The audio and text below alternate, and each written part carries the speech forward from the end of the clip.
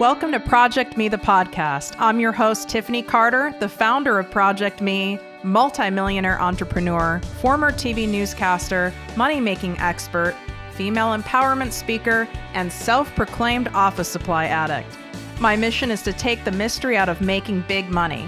Every week on ProjectME, the podcast, I'll share success tips, strategies, and stories from other entrepreneurs, experts, and millionaires, showing you exactly how you can achieve your most exceptional life. Now let's get to it.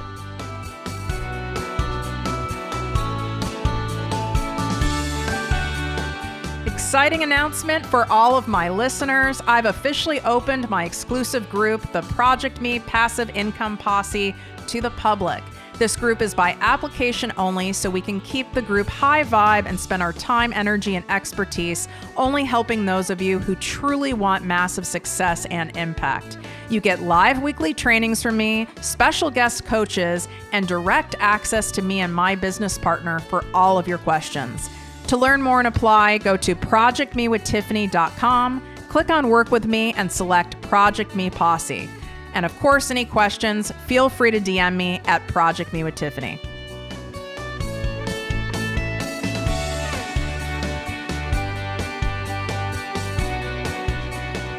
Welcome to ProjectME with Tiffany Carter, the Posse and podcast.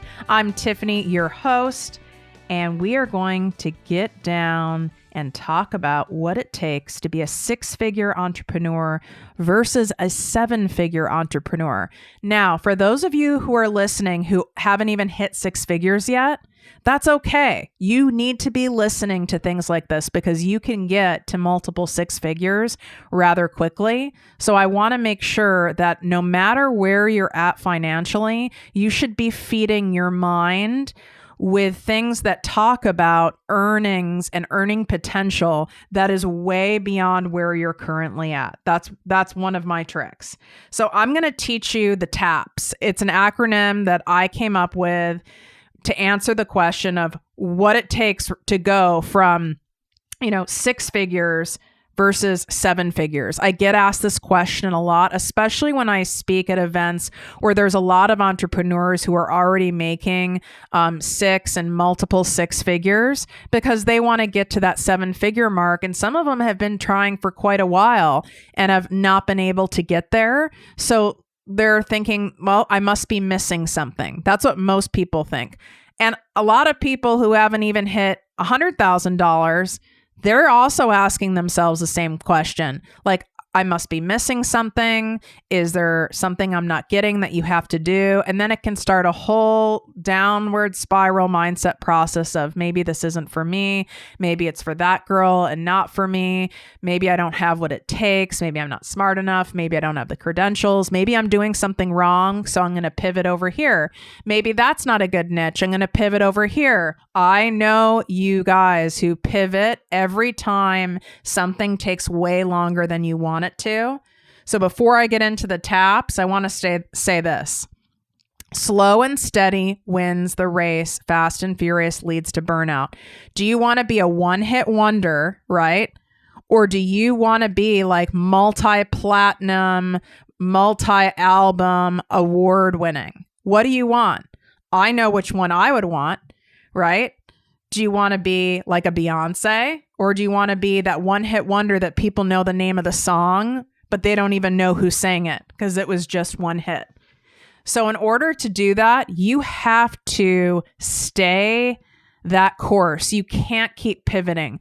It's okay to pivot if you've really worked something long enough and it really isn't working, or it feels out of integrity or doesn't feel right to you. That's one thing.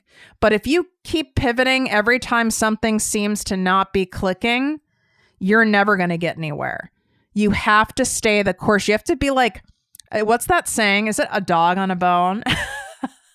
I don't even know if I'm saying it right, but you guys know what I mean. It's like where all a dog can be thinking about when there's a bone is that bone, and it's obsessed with getting the bone. And once it gets the bone, it's not going to let go of the bone. That's how you need to be in pursuing your passion and building your business, or guess what? It's not going to happen. It's not going to work. And I get this question all the time when I get on goal assessment calls with people who want to do coaching with me. And it doesn't matter if someone is already making $500,000 a year or they're making zero in their business. They say, I feel like I'm missing something. I'm stuck. I'm confused. I keep trying everything and nothing's working. Maybe I need to focus on this. Maybe I need to it went from women who've experienced trauma to making, t-shirts for dogs. It's like, what? Well, you must not be that passionate about helping women who've experienced trauma if you're willing to pivot that dramatically to making t-shirts for dogs. Like, what's happening here? I see that a lot. And it's just you're so frustrated that you're just fuck it. I'm going to throw in the towel. This isn't working. And you've determined the timing of when something's supposed to work. Last time I checked, any of these great companies were not born, bred, and created in a year, in 6 months, in 2 years. There's lots of things that have been going on for years in development before that company came about. I mean, look at Facebook. Look at Microsoft. I mean, this was years. Go and research the beginning days of Coca-Cola. You guys, this took a long time. But the key here is they stayed the course. They stayed the course and they didn't give up. So let me teach you the TAPS. I was when I was doing this acronym, I'm it needs to be an acronym that I can say. When I can't say an acronym, it's not as fun to me. So I had to rework some things. So I came up with TAPS. So here's the thing. For you to become a 7-figure entrepreneur, number one, you are going to have a team. You are not going to be able to get there solo. You're just not. I know. And it can be stressful to hire a team. It can make people think, well, when I hire a team, when I hire help, that's going to be less revenue for me. And then I'll make less money and I'll be going backwards. No, you've got to invest in a team. You won't be able to get there. There's only one of you. You'll burn out. It won't be sustainable. And you need other eyes on your business. And even if you're super brilliant, you are not going to be brilliant at everything. Your zone of genius can't be your zone of genius in everything. You need to hire someone who has their eyes and attention on certain key parts of your business so you can focus on the areas that make the most sense, which should be, by the way, revenue generating activities. So you need a team. I see a lot of solo entrepreneurs get to around, I would say, $250,000 a year. Now, some of you listening might go, oh my God, I would die if I made that. Okay, yeah, you might be yeah, of course, you'd be psyched to make that. I'm not saying that's not a lot of money. But once you achieve that goal, most people would want to grow from there. And by the way, when almost all entrepreneurs reach that mark and they're have done it solo, they are very tired and they are ready to stop trading their time for money. And they get to a point where they know, I'm not going to be able to make any more money than this on my own, even though this is great. And it's also not sustainable. Because the thought of having to do that month after month after month, even though that money is, very nice and not a small amount of money, it's not about the money anymore. You end up resenting your own business. I know all these things because I've been there. And I'm, hello, Virgo life. I can be very stubborn. It used to be very hard for me to ask for help, even when I was paying for help. I have been burned many times by people I've hired. I've hired some amazing people too. But when you get burned, it makes you resistant to wanting to hire more people. I've been stolen from a few times. People have embezzled money from me. My signature has been forged. I mean, everything's happened, by the way. Not everything, but a lot of things have happened over the 11 years. It's just a part of doing, as my coach says, this is the price of going in big and the price of doing business. You are going to have people who steal from you. That's why in any store, department store, whether it's Costco, whether it's Lululemon, there is literally a line item that is calculated in everything for theft. The line item is in there because there is going to be theft every single week. It's a line item. That's how common of a problem that is. So things are going to happen. It's not always going to be pretty. Yes, it can be a pain in the butt looking for the right people, interviewing people, onboarding people. I know it is. And it's especially annoying for me because I just want to hire people and go, here, I need you to do this, do your job, love you, don't bother me. And a leader really can't do that. You have to nurture people more than that. And it can seem like a heavy task, but once you find the right people and they believe in your vision and they're helping you grow, you get it. You start really getting it. Plus you can't get to 7 figures without it. So the A in TAPS is probably the most important part. You've got to have a millionaire mindset or you're not going to get to 7 figures. You can't be a millionaire without a millionaire mindset. Yeah, you could inherit the money. Yeah, you could win the lotto, but what have you guys heard me say and share in that ProjectME TV episode is that 70% of people who win the lotto go bankrupt within 2 years of winning the lotto.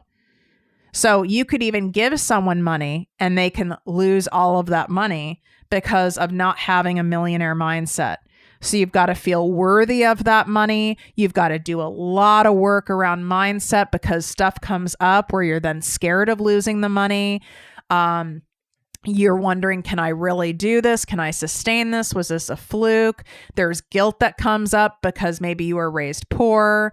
Sometimes there's things that come up because maybe you were raised wealthy and now you're making more than your family did. Or maybe you're making more than all of your friends or in the community and now you can't relate to your friends anymore because you want to hang out at the Four Seasons and, they're like hitting up Subway.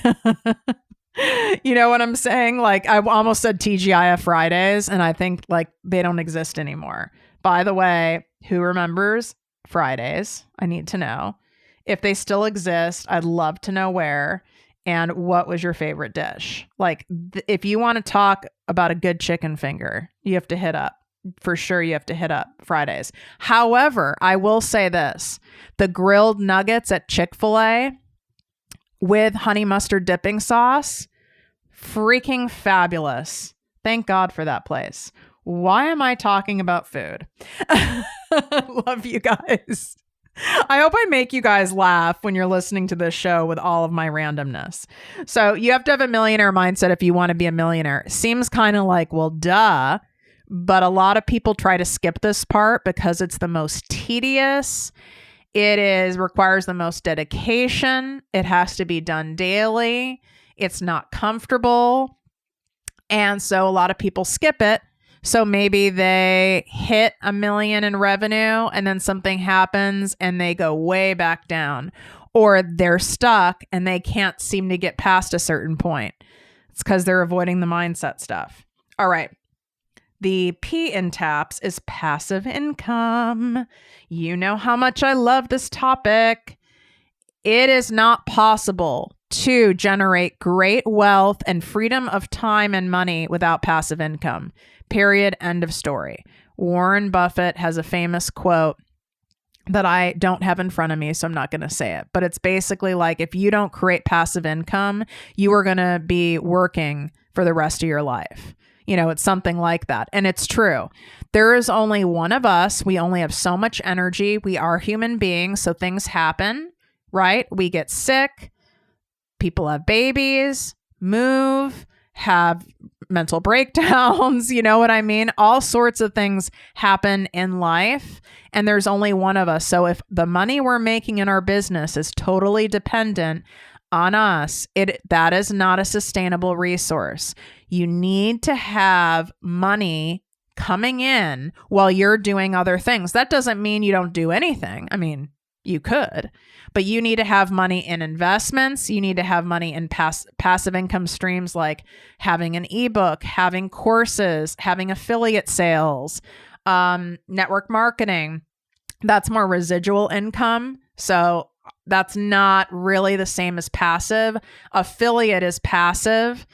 Basically, you can run ads or weave in affiliate stuff into blogs and people are buying your stuff. So I'm sure you've seen, who does a great job of this is like BuzzFeed. I mean, that's a full-fledged company. I don't even know who's the CEO of it, but you could do a micro version of what they do. And they'll say like the top 10 things all, cleaning freaks need to have in order to sleep at night. And they'll make like the title really fun. And then you go in it and they list each one with a picture and there's a link and you can go buy it right from Amazon. They're making a freaking fortune. I'm talking tens of millions off doing this. So that's what I mean by affiliate sales is you're getting a cut of whatever someone buys. And they're buying it at all hours of the day because when you're on the web, it's all over the world. You have access to all the people. So even if, imagine you're selling, every single night, you could make $100 a night every single night. That's $700 a week, and you do that for 4 weeks. That's that's $2,800. That's a lot of money. Now you take that $2,800 and you put it in an investment account, a good investment account or something like that, right? Now that money makes money and that's compound interest. And then while you're moving on and doing other things, that money's making money. And now you have all these different passive income streams with money flowing in from all sorts of places. And this is what creates millionaires. It's what creates freedom. I could close up shop right now today, ProjectME with Tiffany Carter. Don't worry, I won't, but I could because of my passive income. 70% of my income is passive. That doesn't mean I sit on the couch and don't do anything because I'm on a mission here to help as many women as possible become financially free by doing what they love to do and having the freedom of choice. They can leave the person they're in a relationship with or stay. They can leave or stay a job that they're at. They can travel the world or sit in their backyard. There is nothing more empowering than having that. You can take your kids on vacations all the time, or you can, fill their college funds, or both. You can do all of it. There's nothing more empowering than that. That's what drives me. I love cash, don't get me wrong. But what allows me to operate so freely and be so generous with my time, my intellectual property, the value I deliver on the show, for example, because I know I'm being paid all the time. I'm making money every minute of the day. And you have to start somewhere. I started from the bottom. Now we're here. I can't sing, but you know what I mean. You have to start somewhere. So I started somewhere as making $17,000 a year. You start somewhere and do what you can with what you have, and it builds up over time, but you will not be able to get to be a 7-figure entrepreneur without passive income, period. End of story. The S in TAPS is a strategic growth plan. And this is what I help people with in my private coaching. And I have several other friends who are also excellent at doing strategic growth plans. You can even get to $400,000, $500,000 a year without having a strategic growth plan. I call these like the plans of, entrepreneurs who stumbled on a really good niche and created a good product and have a good personality, but they really don't have a plan. They're also the same people who don't have good investments. Their books look like crap. Their accountant is like, oh my God, this person's a hot mess. It's someone who, has hit on a few good buttons and has good intentions, but there's really no plan in place for growth or that can be replicated or can be easily shared. And therefore, they're not going to get to that 7-figure or multiple 7-figure mark, even if they're talented, even if, they've sell out of all their programs, they'll still stay at that same marker. And if they want to stay there, that's okay. But if they want to get past that and get into that, seven-figure, multiple seven-figure mark, you have to have a strategic growth plan, meaning a strategic business plan and your plan to grow.